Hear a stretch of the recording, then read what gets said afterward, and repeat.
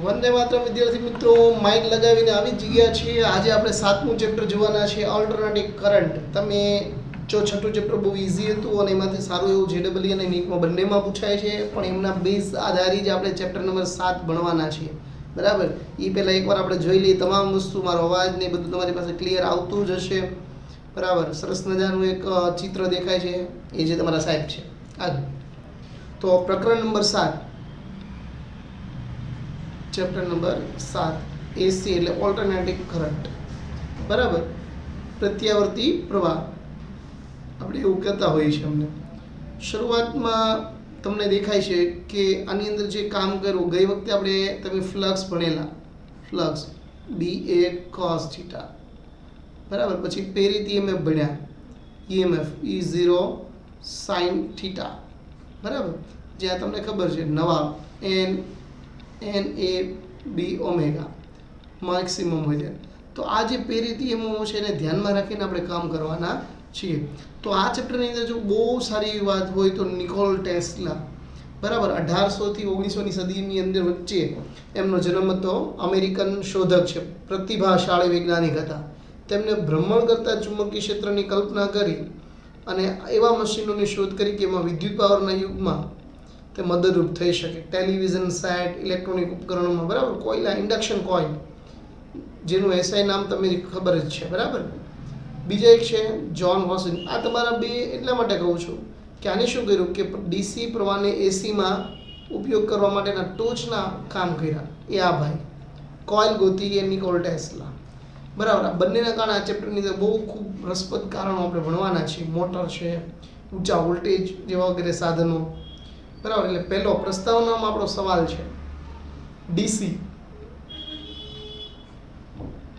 DC voltage ને બદલે એસી વોલ્ટેજનો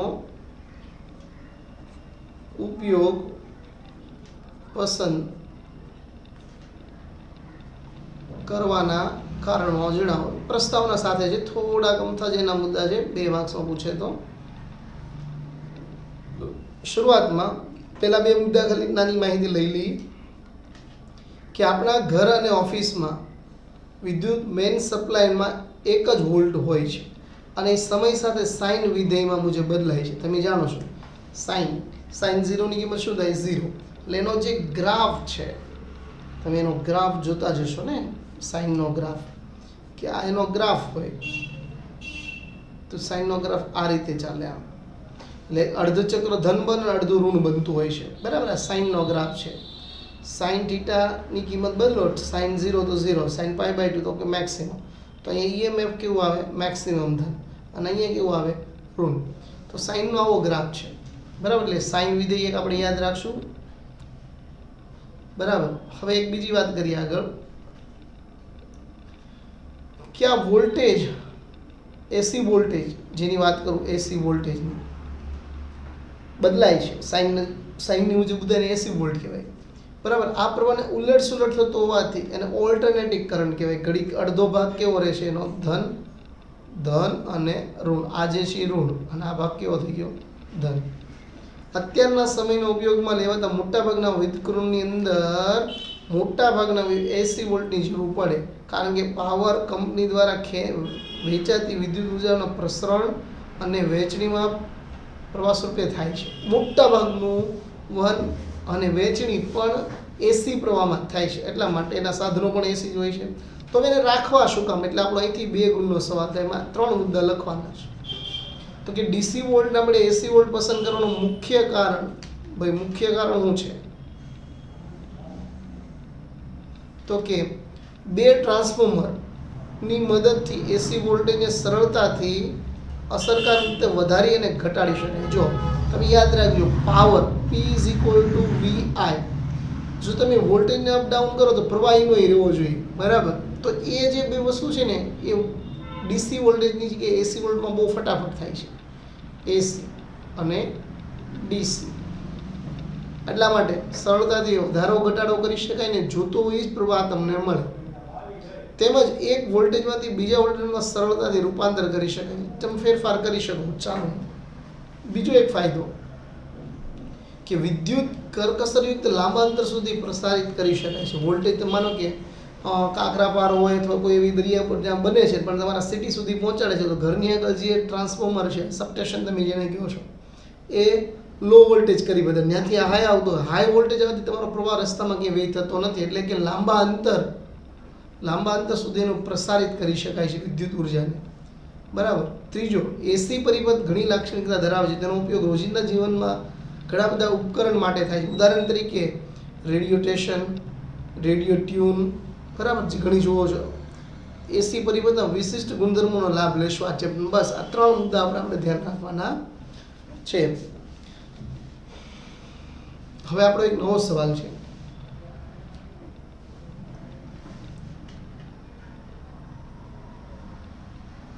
માત્ર અવરોધ ધરાવતા એસી પરિપથમાં જો આપણી પાસે 3 વસ્તુની વાત કરવાના છે. એક તો કેપેસિટર, ઇન્ડક્ટર અને એક અવરોધ. 3 તમને ખબર છે. જે અવરોધ છે એને આવી રીતે બતાવીશ. અવરોધ, ઇન્ડક્ટર છે એને કોઇલ, ગૂંચળું, અને કેપેસિટર બે સીધી લીટી. બરાબર. ધન ઋણ. બરાબર. આ અવરોધ છે, ઇન્ડક્ટર અને કેપેસિટન્સ. 3 વસ્તુ એકસાથે પરિપથમાં સળીને સમાંતર લગાવવાની વાત કરવાના છીએ. બરાબર. તો એના ઉપયોગો જોઈશું પહેલાથી. માત્ર અવરોધ ધરાવતા એસી પરિપથમાં ઓહમનો નિયમ મેળવી I વિરુદ્ધ T નો આલેખ, V વિરુદ્ધ T નો આલેખ દોરી તેમની વચ્ચે કળા તફાવત જણાવો. બરાબર. આપણો સવાલ છે. તો સૌપ્રથમ એક આકૃતિ દોરો. આકૃતિની અંદર તમે જોઈ શકો છો એક અવરોધ છે. બરાબર. અને આવું ચિહ્ન એટલે જનરેટર કહેવાય, જે આગલા ચેપ્ટરમાં આપણે શીખ્યા. એસી જે પ્રોડ્યુસ કરતું હોય. આ આર છે, આ ઈએમએફ છે. ઈએમએફ તમને ખબર છે, E0 sin ઓમેગા ટી, જે થીટા પણ કહેવાય. આ ફોર્મ્યુલા યાદ રાખવાની છે. આકૃતિમાં અવરોધક એસી વોલ્ટેજ પ્રાપ્તિ સ્થાન જોડેલું છે. ચોખ્ખું કીધું છે, આ પ્રાપ્તિ સ્થાન કહેવાય. આ શું કહેવાય? સોર્સ, પ્રાપ્તિ સ્થાન. સૂર્ય ક્યાંથી મળે ભાઈ? તો ભાઈ એમનું પૂછાય, તડકો ક્યાંથી મળતો કે સૂર્યમાં. એટલે સૂર્ય તમને આપવામાં આવ્યો છે, માથાકૂટ નહીં કરવાનો સવાલ. તો આ જે સ્થાન છે તો એને V = Vm પણ લખી શકો, sin ઓમેગા ટી. બરાબર. જેમાં Vm એનો કંપ વિસ્તાર કહેવાય. Y = A sin omega T. Formula યાદ કરો દોલનની. એમાં એટલે એનો મતલબ તમે આ ચેપ્ટર શીખવા માટે દોલન ચેપ્ટર તમને આવડવું જોઈએ 11મા ધોરણની અંદર જે હતું એ. બરાબર. એટલે આ કંપ વિસ્તાર કહેવાય, કંપ વિસ્તારનું સ્થાન કહેવાય. Y એ સ્થાનાંતર કહેવાય, એટલે વેગ પણ સ્થાનાંતરનું જ કામ કરશે. તો 2 યાદ રાખવા જેવી ઘટનાઓ છે. જ્યાં Vm શું છે? Vm દોલન પામતા વોલ્ટેજનો કંપ વિસ્તાર, જેને મહત્તમ વોલ્ટેજ પણ કહેવાય. ઓમેગા તેની આવૃત્તિ છે. શું છે? ખાસ ધ્યાન આપવા જેવું, કંપ વિસ્તાર Vm. કોના સમીકરણ એવું લાગે તો કે Y = A sin થીટા. બરાબર. તો આકૃતિમાં બંધ પરિપથમાં કિર્ચોફનો બંધ ગાળો રચવામાં આવે તો મળતું એકને એક સ્થાને તમે પાછા આવો છે. લૂપ કેવી થઈ છે? કિર્ચોફના નિયમ પ્રમાણે. તો કે તમારું બંધ EMF 0 થાય. બરાબર. તો ઓહમના નિયમ અનુસાર આપણે જો લાગુ પાડીએ તો શું પડશે? તો કે બનતું EMF Vm બેટરી અંદર છે, માર્ક છે = IR. તો આપણો I કયો છે? તો અહીંયા બરાબર સ્મોલ લીધેલો છે. તો I = Vm/R sin omega T છેદમાં એવું. તો આ જે પદ બન્યું એને મહત્તમ પ્રવાહ કહેવાય. એટલે મહત્તમ પ્રવાહ એટલે Im = Vm.R. આવું જ ફોર્મ્યુલા. સાદો પ્રવાહ તો એ પ્રમાણે કામ કરવાનું. બરાબર.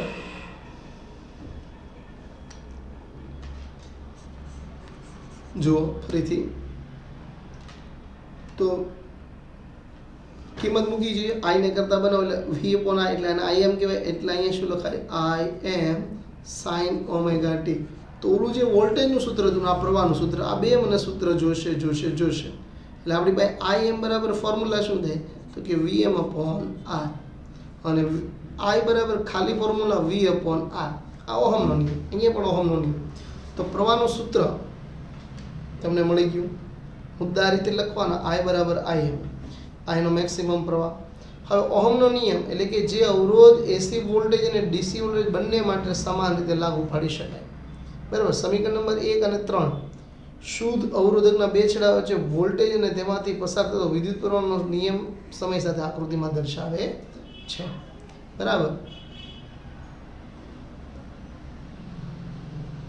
સમપ્રમાણમાં છે તો તમે એનો ગ્રાફ દોરવા જાઓ તો એનો ગ્રાફ કેવો આવે તો કે એનો ગ્રાફ તો તમને ખબર જ છે ને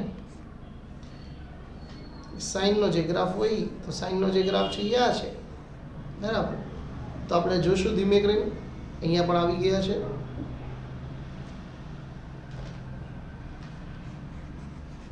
હવે જો નવો સવાલ માત્ર અવરોધ ધરાવતો હોય માત્ર અવરોધ ધરાવતા એસી પરિપથ માટે બરાબર તાક્ષણિક પાવર અને એક સંપૂર્ણ ચક્ર દરમિયાન સરેરાશ પાવરનું સૂત્ર તથા પ્રવાહ અને વોલ્ટેજના આરએમએસ મૂલ્ય મતલબ કે પ્રવાહ આઈ આરએમએસ ગોતવાનું વી આરએમએસ ગોતવાનું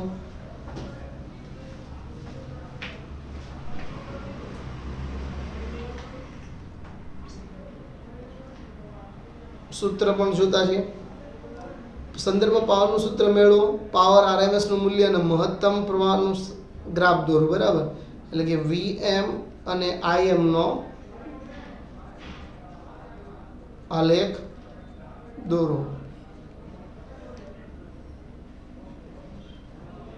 એટલો મારે અવરોધ જોઈતો છે બરાબર પણ તમને અગાઉથીની જે લાક્ષણિકતા છે આ સવાલ પૂછાય એનો ગ્રાફ દોરવો જે પણ કહે તો અહીંયા તમે જુઓ મેં તમને પહેલા વીએમ પ્રવાહ કરતા વીએમ થોડું વધારે ઉછળતું હોય છે બેન અલગ બતાવવા માટે ગેપ હોય છે પણ બંને સાઇનને અનુસરે છે વીએમ સાઇન ઓમેગા ટી જ્યાં theta is equal two omega T છે એ આ એનો ગ્રાફ છે આ ગ્રાફમાં જુઓ તો કે આઈ એમ સાઇન ઓમેગા ટી બરાબર ત્યાં પણ થીટા ઇઝ ઇક્વલ એટલે બંને ગ્રાફ સેમ જ છે એટલે કે જ્યાં બંને મહત્તમ થતા હોય ને જો આ રેડ જુઓ આ મહત્તમ છે આ ઋણમાં મહત્તમ છે ઋણમાં મહત્તમ એટલે તમે અહીંયા જો આમ લાઈન દોરો તો અહીંયા શું આવે માઇનસ વીએમ અને જો તમે અહીંયા લાઈન દોરવા હોય તો માઇનસ આઈ એમ એટલે કે સ્મોલ આઈ બરાબર આ વસ્તુ છે સાઇનને અનુસરે છે એટલે મેં ગ્રાફ આ દોર્યો છે અહીંયા 0 થી પાઈ 3π/2 બરાબર અહીંયા શું આવશે π/2 આ જે ગ્રાફ જોશો બધા બરાબર આ બધી લાઈન એક કોમન લાઈનો બનાવું છું આ જે છે બરાબર આ રીતનું તમે ગ્રાફ બનાવો બરાબર એટલે અહીંયા તો વસ્તુ ક્લિયર થઈ ગઈ કે બંનેના ગ્રાફ સાઇનને મળશે તમે સાઇનની કોઈ પણ કિંમત લો સાઇન 0 તો તમને પ્રવાહ એ રીતે મળે એટલે કે કિંમત અહીંયા મૂકો theta sine theta is equal to 0 sine 0 theta is equal to π/2 એટલે મહત્તમ 1 તો અહીંયા +1 વોલ્ટેજનો થયો અહીંયા +1 પ્રવાહનો થયો બેયનો ગ્રાફમાં આ વચ્ચે ગેપ છે બરાબર ગેપ નથી હકીકતમાં આનું મૂલ્ય અહીંયા પૂરું થઈ ગયું છે મહત્તમ એટલો પાછળ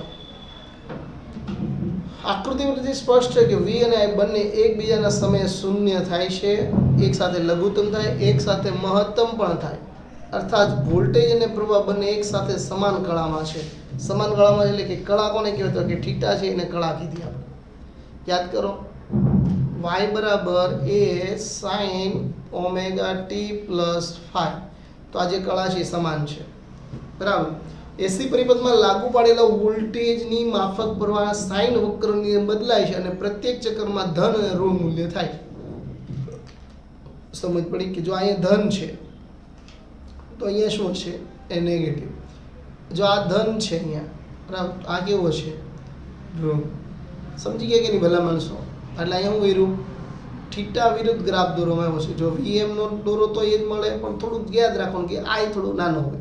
એટલે પહેલી ઘટના શું બની કે ધને મળે અને ઋણે મળે. બરાબર. એક ચક્ર પૂર્ણ કરવું એટલે કે અહીંથી શરૂ કરીને પાછો અહીંયા પહોંચે, અહીંથી બીજું ચક્કર શરૂ કરે. એટલે માનો કે પ્રવાહ પાછો ચાલુ થાય, વોલ્ટેજ પાછો એની રીતે ચાલુ થાય. બરાબર, સમજાય છે આ કહેવાય? તો એક ચક્કર પૂર્ણ કરી તાક્ષણિક પ્રવાહના મૂલ્યનો સરવાળો શૂન્ય થાય, પાછો ઝીરો થઈ જાય ત્યાં ને ત્યાં. સરેરાશ પ્રવાહ પણ શૂન્ય થશે. એનો અર્થ એવો થાય કે વપરાતો પાવર પણ શૂન્ય, એટલે વિદ્યુત ઉર્જાનો વ્યય થતો નથી. એ પૂરેપૂરી ઉર્જા પાછી ધક્કોથી આગળ હાલશે. બરાબર. તો એનો મતલબ કે H બરાબર I²RT ધોરણ 10 ની અંદર આ ફોર્મ્યુલા તમે પ્રૂવ કરી દીધી. એ જ ફોર્મ્યુલાનો ઉપયોગ ઉષ્મા માટે કર્યો. તો કે આને T છેદમાં લઈ જાઓ એટલે વર્ગ થઈ ગયું. તો I² હંમેશા ધન જ હોય, ભલે પછી એ ધન હોય કે ઋણ, તો આપણે એને ધન જ લઈશું કારણ કે વર્ગ છે. બરાબર. જૂના ડેટા પર આધારિત અવરોધકમાંથી પસાર એસી પ્રવાહ પસાર થાય ત્યારે જૂન ઉષ્મા ઉદ્ભવે અને વિદ્યુત ઉર્જાનો વ્યય થાય. આ બધાને જેની પાસે રેઝિસ્ટન્સ છે, અવરોધ છે, તો વ્યય તો કરવાના. તો પાવરની ફોર્મ્યુલા આપણે જોતી હતી. એટલે પાવરની ફોર્મ્યુલા તમને ખબર છે P = VI. પણ અહીંયા V ની કિંમત તમે જાણો છો. બરાબર, ક્લિયર? તો આ જે સૂત્ર છે એ પાવરનું નથી, પણ H = I²RT.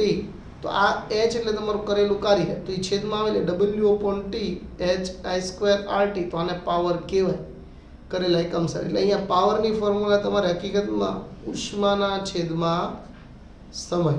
બરાબર. તો એની ફોર્મ્યુલા શું થશે? I² બરાબર R. તો આપણે એની ફોર્મ્યુલા મૂકી શકીએ. આરામથી તમે જવાબ આપી શકો. R I²M sin ωt. બરાબર, કિંમત મૂકીએ, આગળ વધારીએ. બરાબર, આની ફોર્મ્યુલા મૂકી જ મેં ખાલી. તો P સરેરાશ જોતું એટલે કે બાર કરવું પડે, એટલે મેં P બાર સરેરાશ માટે આ ટાઈપનું ચિહ્ન વાપરી છે. I², એમાં કિંમત મૂકો I²M sin ωt અને R. બરાબર. આ બરાબર ની નિશાની હોય ત્યારે સરેરાશ મૂલ્ય આ રીતે દર્શાવવામાં આવે. જ્યાં I અને R અચળ પદ છે, એટલે માત્ર કોણ વધ્યું તમારી પાસે? sin ωt. સરેરાશ પદ ગોતવું પડે. તો sin ωt નું સરેરાશ પદ શું થશે? તો કે sin θ ની ફોર્મ્યુલા આવડતી હોય તો યાદ હશે ને? sin² ω = શું લખાય? એનું સાદુરૂપ આપશો એટલે 1 - વર્ગમૂળની અંદર સાદુરૂપ આપતા જાઓ એટલે એનું પદ વધશે. તમે ડાયરેક્ટ યાદ રાખી શકો છો. બરાબર, આ ત્રણ પદ. પરંતુ અહીં સાઇન હોય તો 1/2 થશે ને, અને sin² હોત તો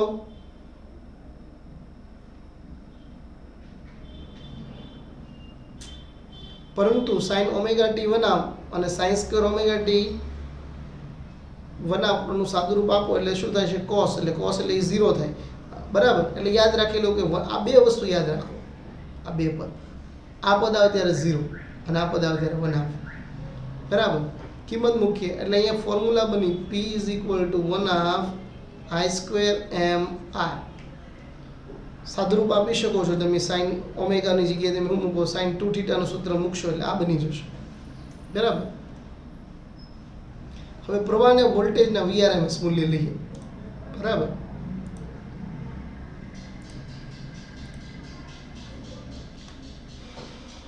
RMS શું છે? Root mean square. એટલે કે સરેરાશ વેગ. તમને ખબર વાયુના કણો જે અસ્તવ્યસ્ત ગતિ કરે એક હરખી ગણી નો છે કે બધાનો વેગ માપવામાં આવે.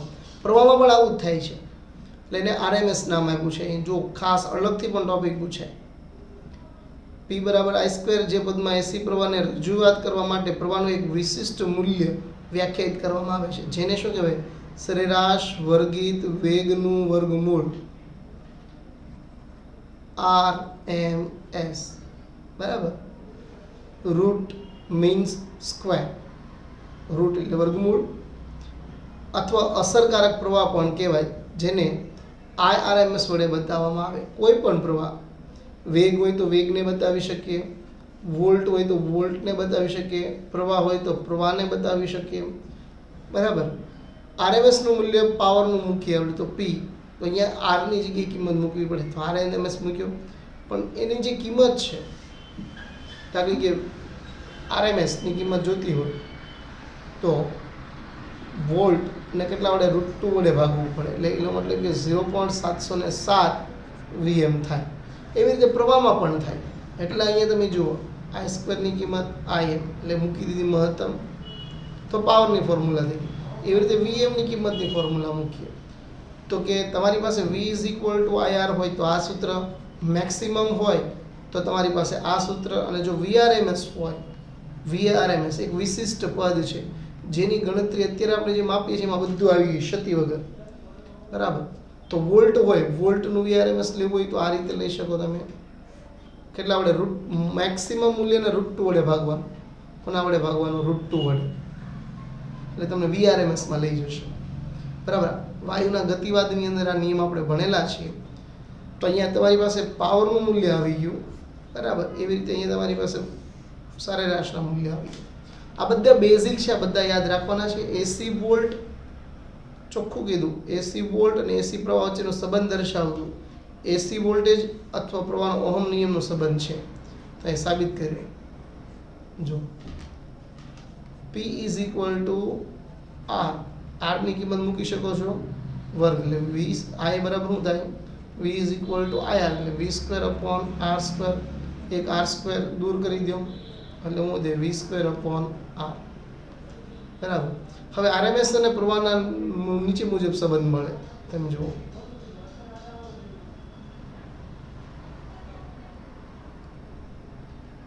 સેમ ટુ સેમ હાલ્યો જાય છે. આ પ્રવાહને તમે જો Im ને તમે √2 વડે ભાગી નાખો, √2 વડે, તો તમને શું મળી જાય?